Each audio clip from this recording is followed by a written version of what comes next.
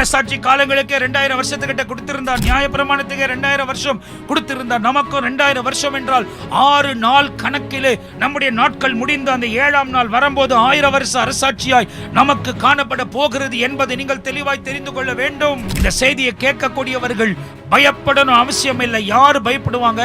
இருளில் வாழ்ந்து கொண்டிருக்கிறவர்கள். இருள் எதை காண்பிக்கிறது? பாவ வாழ்க்கையில் வாழ்ந்து கொண்டிருக்கிறவர்கள், உலகத்தின் மீது பற்றுதலா இருக்கக்கூடியவர்கள். இன்னைக்கு எத்தனையோ ஊழியக்காரர்கள், எத்தனையோ தேவனை பின்பற்றுகிற மனிதர்கள், தேவனை நம்பக்கூடியவர்கள் நிர்விசாரணமாய் சொந்த விருப்பத்தின்படி இந்த உலகத்தில் வாழ்ந்து கொண்டு சொந்த இஷ்டத்தின்படி ஊழியத்தை செய்து கொண்டு அழிந்து தெரிந்து கொண்டிருக்கிறார்கள்.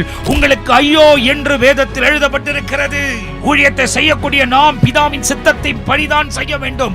ஊழியம் நமக்குரியது அல்ல, ஊழியம் தேவனுக்குரியது. அழைத்தவர்கள் நாம் அழைக்கப்பட்ட கூடிய கூட்டத்தில் இருப்போமானால் அழைத்தவர் என்ன சொல்லுகிறாரோ அதை மாத்திரம் நிறைவேற்றுவதற்கு